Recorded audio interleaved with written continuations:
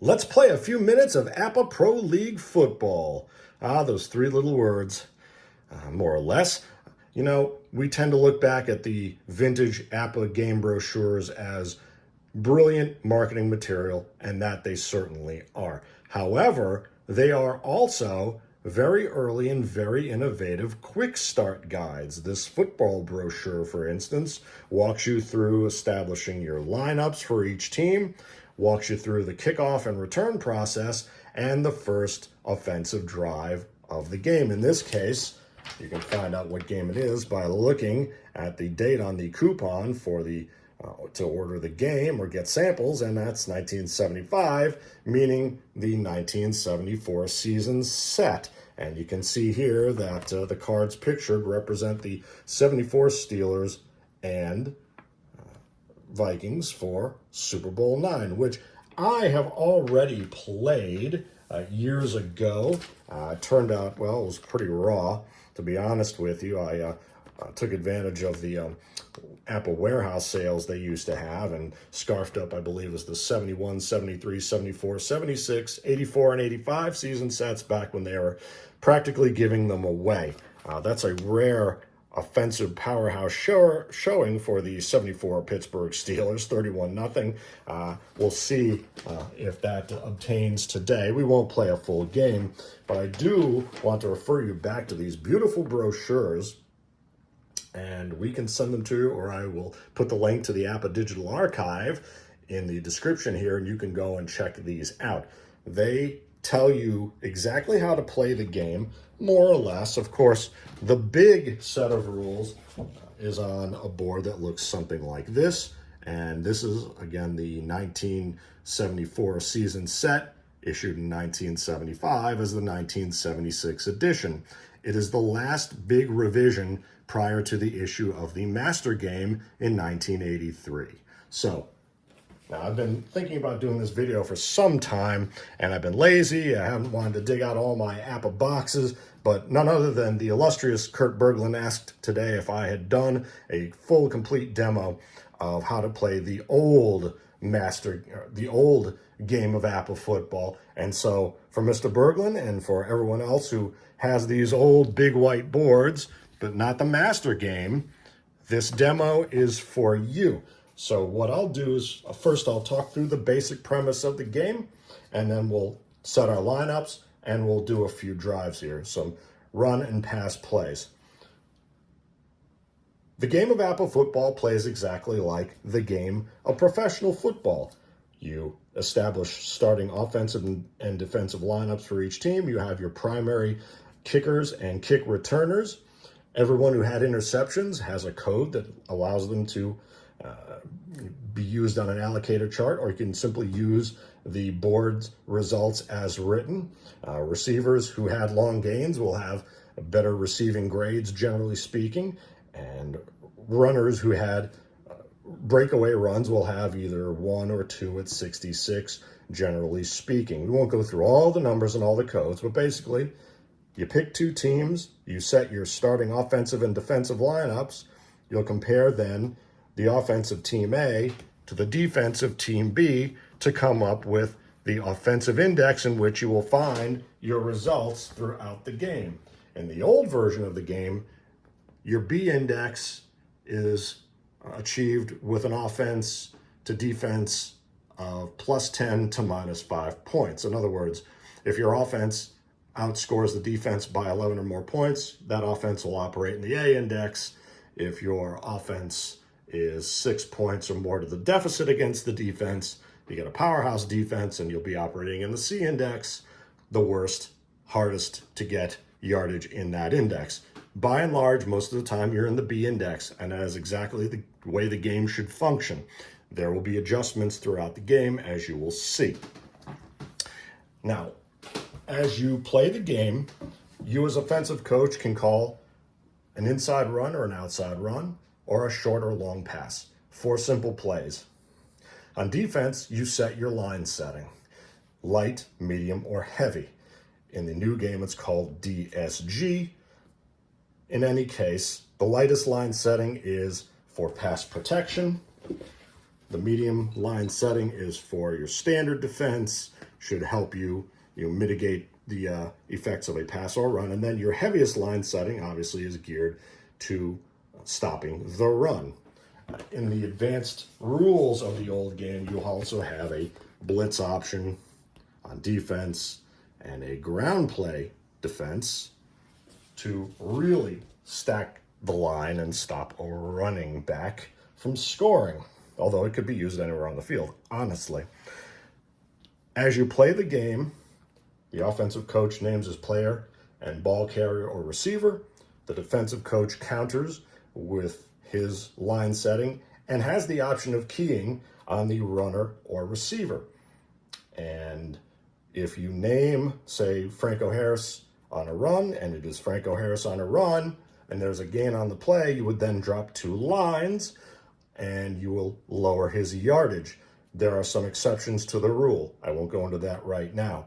Basically, you can't key someone into fumbling the ball, though, for instance, or you can't key a quarterback into a sack or into an interception because those numbers are baked into the cards as they are calculated. Now, you don't have to use the keying option, and there are plenty of solitaire methods for setting the defensive line if you're playing alone, and for allocating receivers and runners in a statistically accurate fashion if you wish. And some of that, at least for receptions, is already in these cards. For running backs, you might want to create your own allocator. That's basically how the game goes. When it's 4th and long, you punt, and you'll set your receiver on the opposing team, the team ready to receive. Penalties will occur throughout the game. Fumbles will occur throughout the game. If you have a penalty, you'll roll for what the infraction is and against whom it is, and you'll use all the basic rules that the NFL uses at the time. So this being the 1974 NFL set, for instance, for Super Bowl IX, that year the kickoff moved back from the 40-yard line to the 35, and the goalpost moved from the front of the end zone to the back. In fact, APBA had to issue a little piece of paper insert to adjust how you located the line of scrimmage for a field goal. But by and large, all the rules apply. So if you miss a field goal at or within the 20-yard line, the ball comes back to the 20. At this time of the game, if you missed a field goal from beyond the 20-yard line, it went back to the line of scrimmage. Now it goes back to the spot of the kick, I believe. I mean, the rules change all the time, so it's good to find a summary of the rules prior to the year of the teams that you're playing. And if you're playing teams, say, the 98 Vikings against the 74 Steelers, well, then you could simply use the different rules. If you're the 98 Vikings, you'd kick off from the 30, and the Steelers would kick off from the 40, and you just would have your, there are some issues with the, in the case of the current versions of the game that you buy from the APBA store, all the cards and results books issued now are compatible. So yes, you could play the recalculated 74 Steelers against the 1998 Vikings and simply adjust the on-field rules accordingly. So that's the basic premise of APBA football. Now let's look at our lineups. And these cards, I believe these teams are already in lineup readiness. So the way I do it is I have my starting 11 on offense on top of the special teams folks. I turn the special teams folks upside down, and then I have my starting defense, and then I have all my extra players under this stack. Again, this is the original game, so the base set of players for the 1974 season set was 30, and then you had 4 XFs, not XBs, not XCs, but XFs. These are the 4 extra players that you could buy, and in this case, pretty good bunch. Furness, Taves, Stallworth, and Dick Kahn. Not sure about it. That's the only one who didn't really, I don't think, see a ring there, but of course you get Broadway Joe Gilliam. I don't know if you have Hanratty in this set. Donnie Shell, the walk-on, the free agent Hall of Famer, that great class of 74. So, as I mentioned, you establish your offensive and defensive lineups for each team. Let's see what shape the Vikings are in here. And it looks like I, yes, have all the, sometimes I'll put a backup upside down underneath the starter, and then we'll have our receivers. We'll talk about the codes here. And it looks like I got my running backs here. And my good old Fran Tarkenton. And then we've got our special teams guys. That's just the way I do it.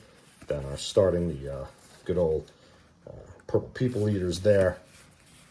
Your linebackers, your DBs. Of course, this is the 70s, so you're not really seeing a lot of nickel or dime defense, and we won't talk about that since we're talking about the old game here. So, good old Ed Marinaro and Gary Larson. Wow, Larson and Sutherland in there. So, in the game of APBA football, each player is rated from 1 to 5 points. 5 the best, 1 the worst. So, you've got an LC Greenwood here, for instance, is a 3. He is a yeoman player. Oh, no, excuse me, he's a 5. I'm sorry. So he's pretty much all-pro, potential Hall of Fame there. Joe Green, obviously, definitely Hall of Fame there. A 5-pointer.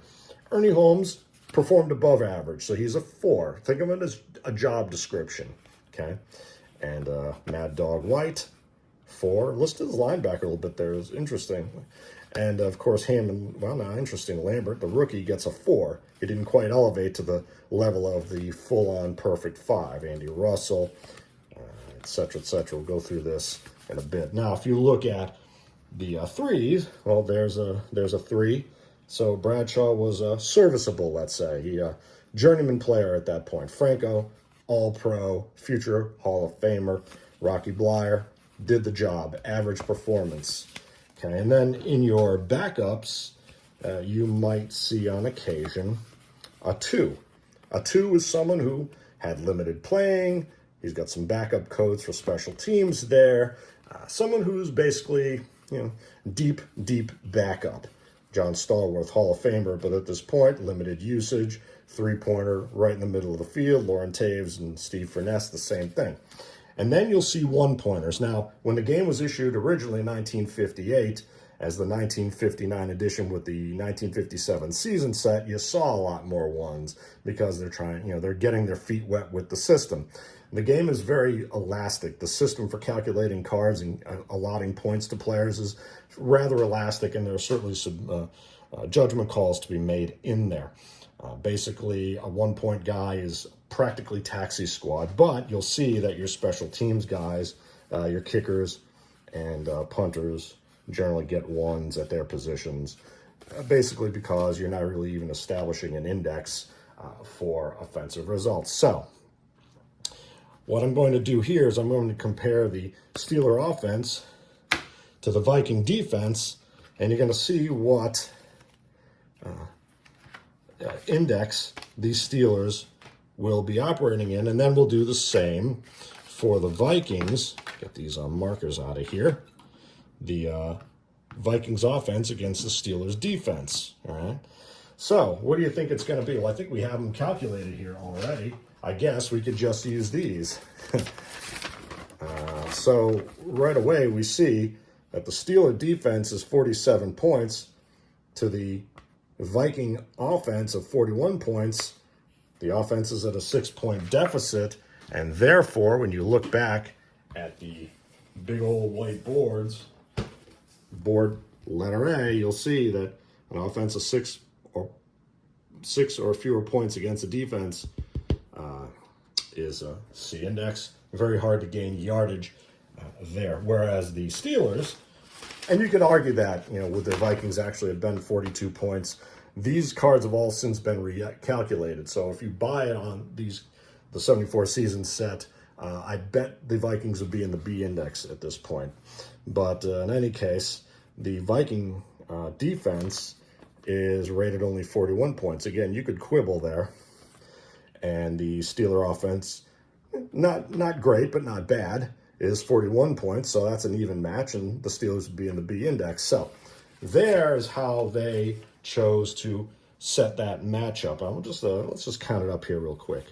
3, 8 for the Steeler offense. 3, 8, 11, 15, 18, 22, 26, 34, 38, 41. Okay, we're good there. And on the Viking defense, 4, 7, 12, 16, 19, 23, 27, 31,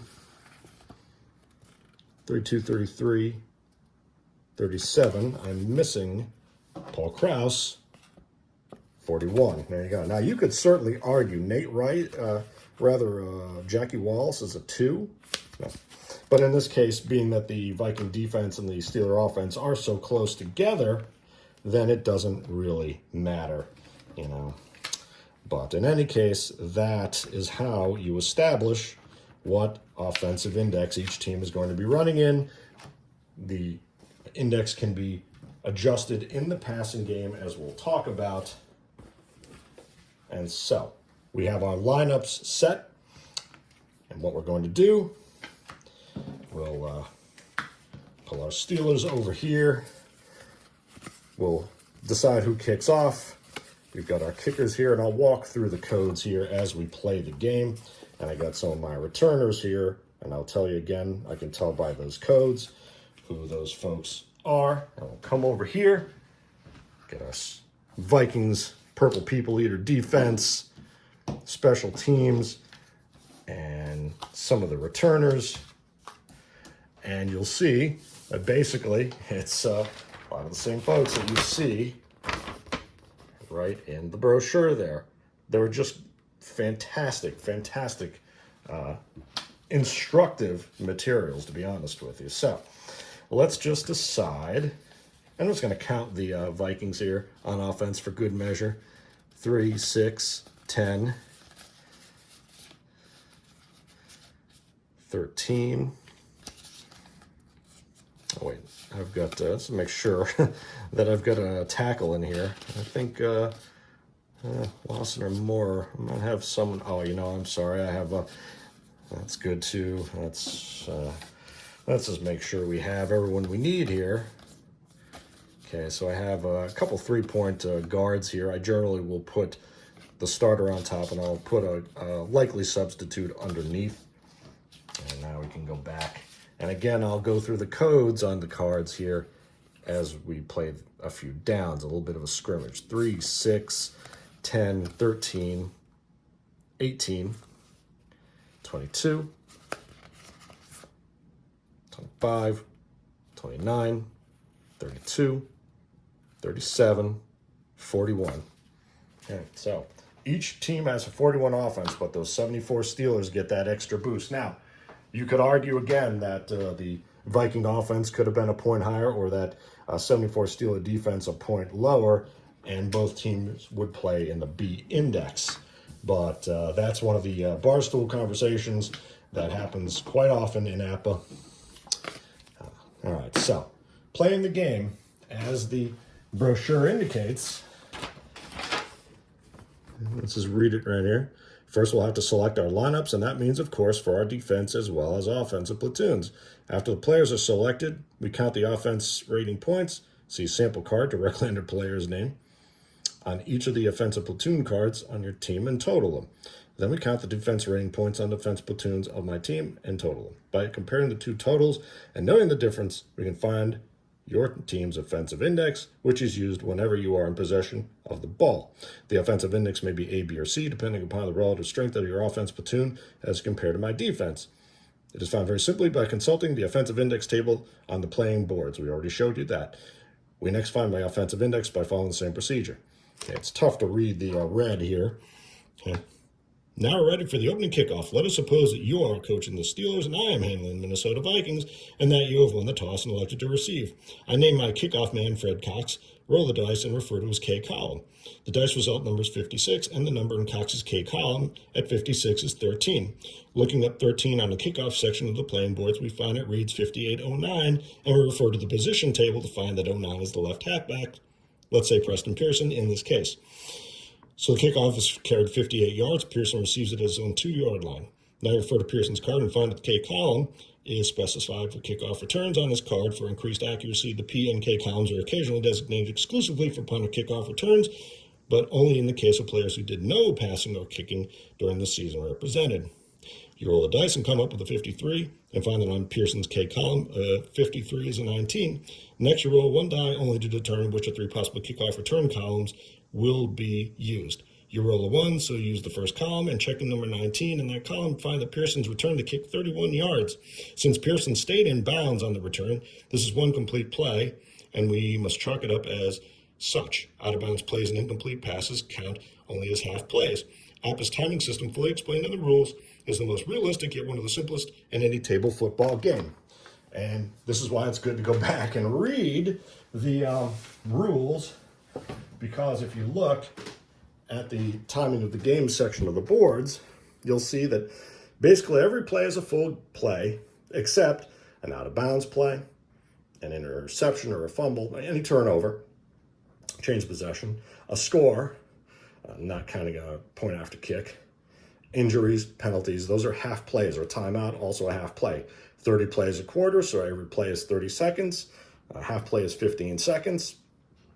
At the end of the toward the game, you have 26 plays. That's the 2-minute warning in the second and fourth quarters, and there are lots of ways you can modify that if you'd like to play certain 2-minute drill rules. But basically, if you have all your 3 timeouts at the 2-minute warning in each half, that 4 plays remaining could easily turn into 8 plays if you use a combination of timeouts and out-of-bounds plays. We'll talk more about that. But basically, you're counting 30 ticks each quarter for full plays, and you have to play all the way through to the 30 play mark. And what I actually have been doing lately is using these fields by Paul Barone, and this is one of the ones we just created for our Canton Tournament 2023. Yes, we're taking APBA football to the Pro Football Hall of Fame again. We did it in 2013. We're doing it again in 2023. I'm using a little marker from a game called Dom Pierre, about something to do with champagne making, which is, it's just kind of cool for a Super Bowl, okay? Basically, the way Paul Barone makes these fields, they're Stratomatic type fields, and so you can mark a half play, or a full play, a half play, and it's really clear that 15 or 30 second increment there. So let us play a few moments of APBA football per the instructions here. And again, we've got all our big boards with our cup here. And first, of course, we'll roll for the let's see, we'll roll a single die. I forget who was home at that time. Let's just let the Vikings call. I think the Steelers were away because they're in their away whites. So Steelers would roll for it, and we'll call it even. We'll call it even. It is odd, so the Vikings will receive.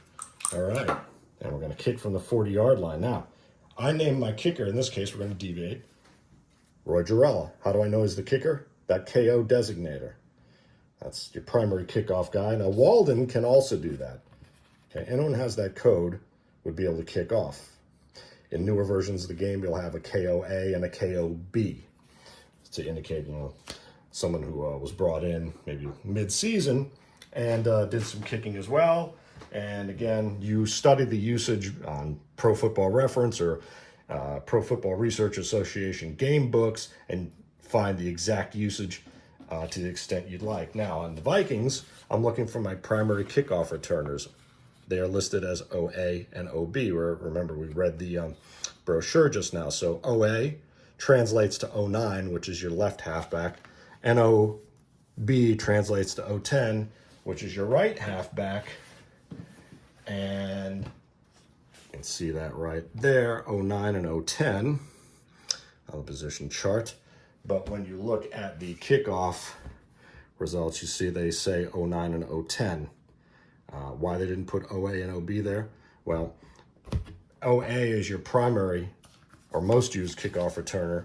OB is your secondary person. And then you'll see on occasion some OC folks who would be used occasionally.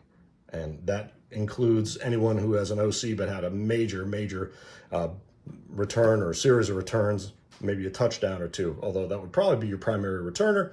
But in any case, the OA and OB tell you these are the two folks that you're sending the ball to. So, kicking off, Roy Girella. Now, for those who don't know the game of APBA, there's a red die and a white die. Red is tens, white is single. And that's a nice 55. You look on Girella's K column. That 55 is a 9. You then look on the board letter A. And you look on the kickoff. That 9 is 61 yards to the 09, which is the left halfback. But it's actually noted as the OA on McClanahan's card. So that card went 61 yards. Now you can elect to take the knee in that regard, and there are some rules where you'll let the kick roll within, say, 4 yards. You can make up a house rule there. I think the post-1983 master game allows you to make that decision. Again, there's a specific rule about that, but in this case, I'm going to let McClanahan take it out of the end zone. He's got that Super Bowl energy. So he's going to roll a 35. Again, that's not generally a bad number. At 35, now you're also going to look on his K column. At 35 is a 12. And in this case, you're going to roll again one die, 12, and then a 4, and the kickoff returns. And 12, 4 is 30 yards. Very nice. Okay, so you're going to take it out to the 29-yard line. They have a 1st and 10. Now what I'll do is I'll run through, we'll just do one set of downs here. I'll call each of the 4 plays on offense. And I'll call the inside run, outside run, short pass, and long pass, just for the sake of illustrating it. A quick note about the special teams results here. Now, when the game came out again in 1958 and up through the 60s, they actually had you calculate the A, B, or C index for the special teams and the turnover recoveries. Fortunately, they got rid of that, although actually it does make a lot of sense. So if you have a pre-1972 set of boards, you'll see that under kickoff return, punt and place kick return, or even in the place kicking, that you're going to have A, B, and C indexes there, which certainly does make a lot of sense. You're adding particular weight to the special teams, and you could, if you wanted to, write that in and go back to that system on the A board here and simply make that A, B, or C as it used to be. I like, it's easier to play, I think, with a single die. So in any case, we have the Vikings on offense, and we have our offensive linemen. Now, folks will tell you that the linemen don't really do anything in APBA football, and that's generally true. The main function of the lineman is to establish that base point total, okay? So when you got a Ron Yeri, for instance, Mick Tingelhoff, those 5s and 4s really illustrate a great line, but then you got a bunch of 3s there, so there's, kind of an okay line ultimately with a standout or two. Obviously, with 5 players, a maximum of 5 points each would make the maximum offensive line 25 points. I've never seen that in a game. But an 18-point offensive line or a 22-point offensive line, that's their function, is to give you kind of that basic, core of the offense. And then at that point, you're not really establishing personal matchups and, assigning blocking and all that good stuff. But there are many ways to do that, and we talk about that elsewhere on the channel. So who do we have on offense? Well, of course, Fran Tarkenton, okay, and he's got the great Chuck Foreman, and Dave Ozzy Osborne as fullback, who can also play halfback. Foreman, 5-pointer, that's first-team All-Pro, major, just, leader in the league at that point. He's got a nice 1 at 66. That's going to be a nice big breakaway, whereas Ozzy Osborne has a 15. Both of them have primarily teen, 15 to 20 or 15 to 19s and 20s in their R column, means that they are good at inside or outside runs. And then you have the receiving crew. Now, tight ends are generally just called end, so Stu Voigt. Why they never went with TE, I don't know. But then again, the game came out. earlier, in the late 50s and the early 60s. So an end was an end, and then the wide receivers are called N/EB. So that EB is a dead giveaway that that's a wide receiver. You can set them up as left or right end. You can interchange them. It doesn't really matter at that point. What really matters are their receiving grades. In case Jim Lash, he's short A. He's great on short pass receptions. On B, he's quite good. John Gilliam is a B all around, where you throw to him short or long. Same with Stu Voigt. Chuck Foreman, actually, is an A receiver all around. We've talked about the great receiving backs of the 70s, as have many NFL historians. So, you can use the interception or the reception allocation chart. That little number after that means that you can look up the actual intended receiver instead of calling it in solitaire play, or as you would in head-to-head play. You can use this what is called a pass interception table. Originally, with the original 1972 season and this revision of the boards, they only gave these allocators to the defenders who had an interception. But in this case, starting with the 73 season set, they expanded it to let you allocate receptions as well. So let's just walk through. We'll walk through that function as well. But first of all, what we're going to do, it's the opening play of the Super Bowl, and we've already established that according to the numbers, the Vikings are a 41 and the Steelers are a 47 on defense. So 41 offense, 47 defense. The Vikings are in for a tough haul here. So let's just do a nice run play, an outside run. Okay. And what we're going to do, and as opposed to the plunge play, okay, so do a nice outside run. And what you're going to do is you've got to note the field position. Okay. The field is broken up into 3 areas in the old game, from your goal line to the 31-yard line of the opponent. So from here back is one set of results. And then from the opponent's 30 to 10-yard line is the second set of results. And then lastly, that red zone, that really hard to get yardage from the 9-yard line to the goal line of your opponent. Same with the pass plays. Now, long pass you can only attempt in the old game up to the 25-yard line, so up to there. Short pass can be attempted anywhere on the field. I won't go into the master game rules. They are different. So let's just say the Steelers are going to play it safe. They're going to be standard line, and the Vikings are going to play it fairly safe. They're going to run Chuck Foreman outside, and the Steelers will call in this, I just call it light, medium, or heavy. You don't have to actually call it, 4, 5, or 6, 7. The 4 is the light, the 5 is the standard, the 6 or 7, is the heavy. So pass defense, standard defense, run defense. Again, if you see the newer boards, the post-master game boards, it's D, S, or G. They get rid of, actually have to name the number there. Basically, left is for pass defense, center is for both pass and run defense, and right is for run defense. So Chuck Foreman is going to run. He's on the C index against the Steelers in a standard line with the C index, and they're in this part of the field on their own 29, first and 10, and we're actually going to mark that to play there. So Chuck Foreman rolls a 46. You're going to look on his R column, and that is a 29, and he's on the C index against the standard line, and you look at that 29, and it's -5 yards, and it's in bounds, so that is a full play. So it'll be second down. You mark a full play. You can mark it on your score sheets. Okay. So now, let's say that facing second 15, let's send. I'm going to go to Jim Lash. I'm going to choose. Well, actually, you know what I'll do? I'll tell you this. I'm going to use a short pass. The Steelers, let's say they stay in a standard defense this time.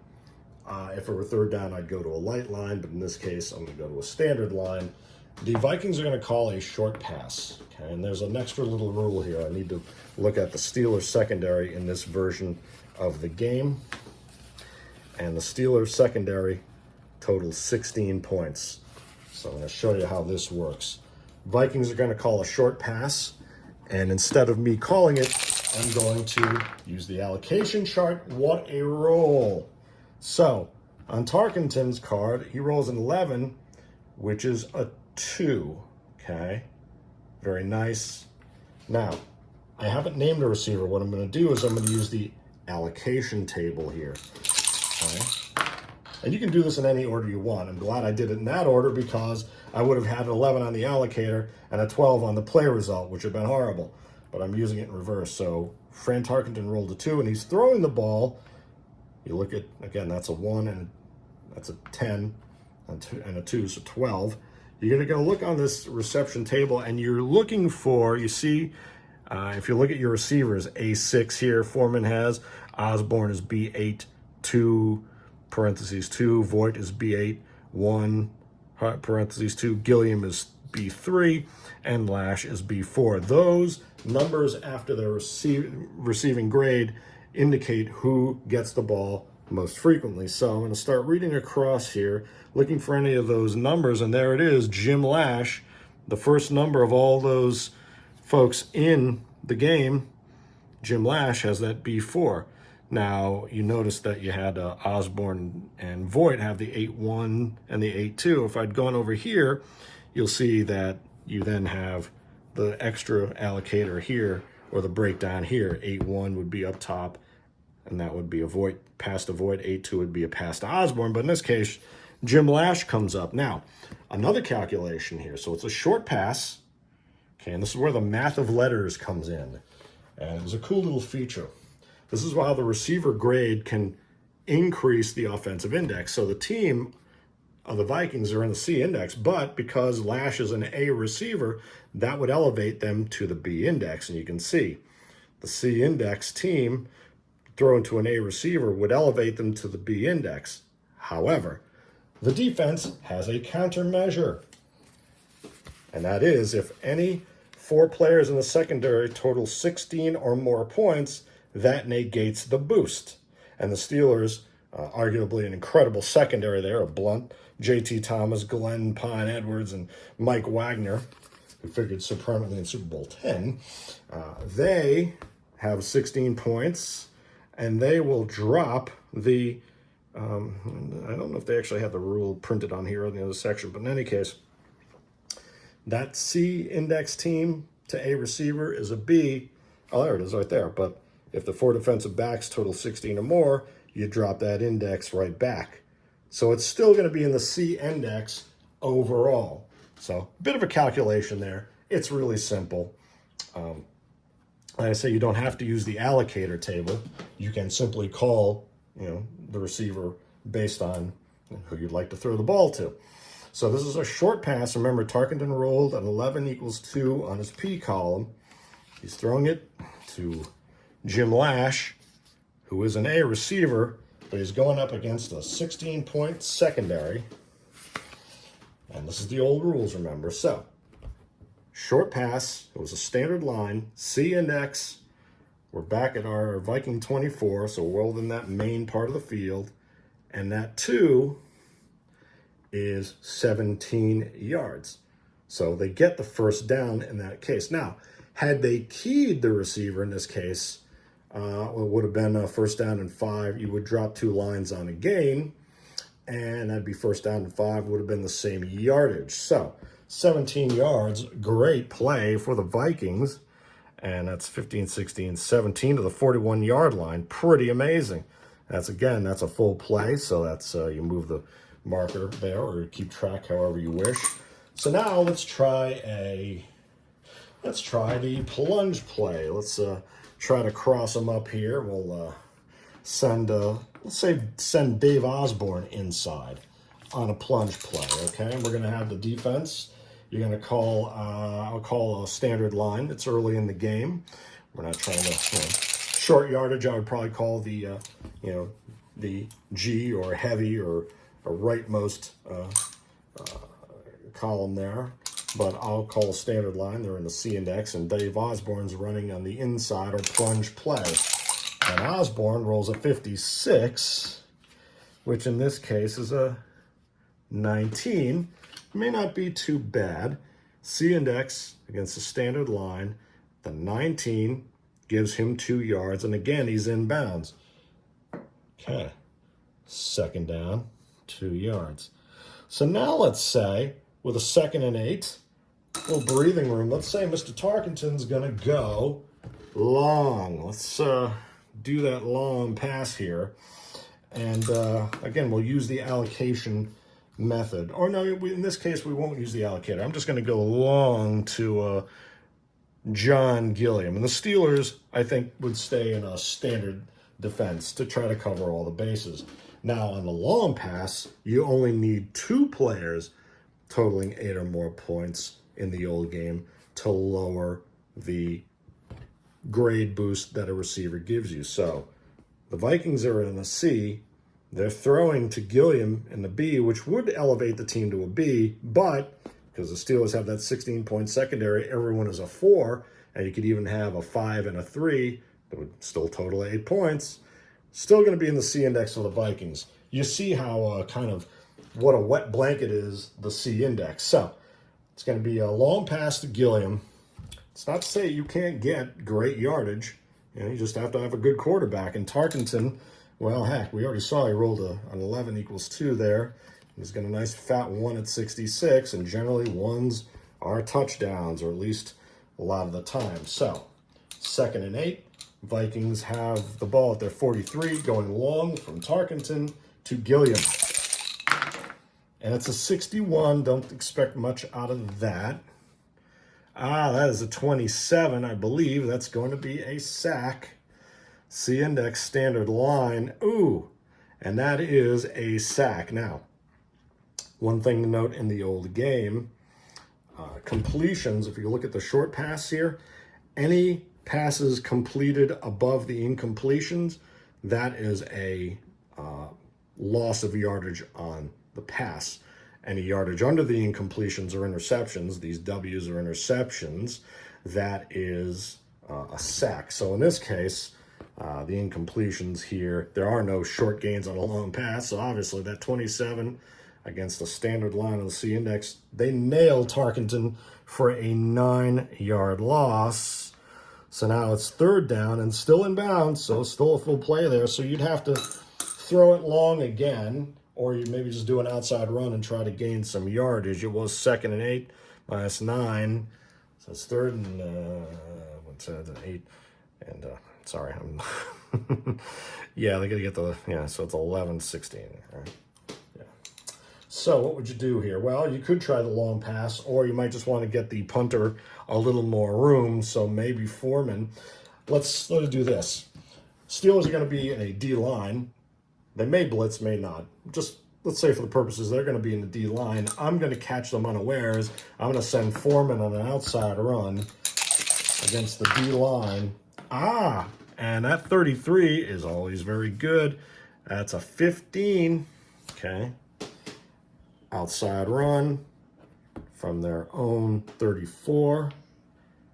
C index against the lightest line setting there is 22 yards, and he gets the 1st down. Now, folks will tell you, oh my God, you know, the old game, too much gains up here, and they were offset by 2 big losses down here, so it was kind of equaling itself out.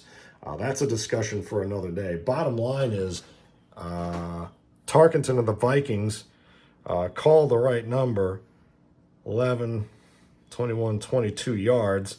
And that's another inbounds play. We got 3 minutes gone in the 1st quarter, and the Vikings are driving here, even though they're in the C index. So it can be done.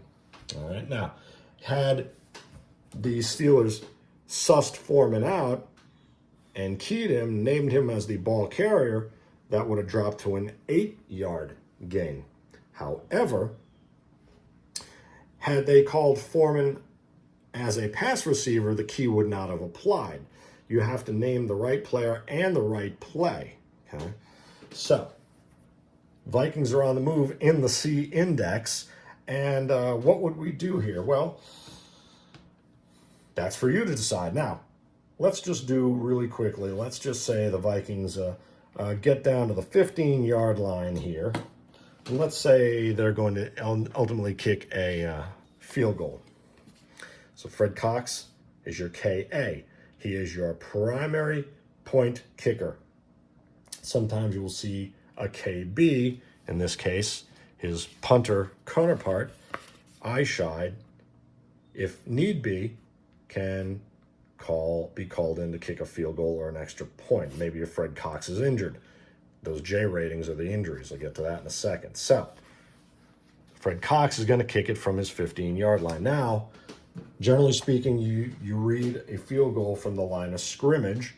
The one anomaly with this 72 to 81 set of boards for the original 72 to 81 seasons is that, of course, as we mentioned, the 74 season, they moved the kickoff back. And they moved the goalpost back to the back of the end zone, so you have to add 10 yards here. So whereas you would have been looking from the 15-yard line originally here, you now have to add, you have to read it from the read that as a line of scrimmage as a 25-yard line, essentially. He's going to kick it. He rolls a 35, does Fred Cox. You're going to look on his K column.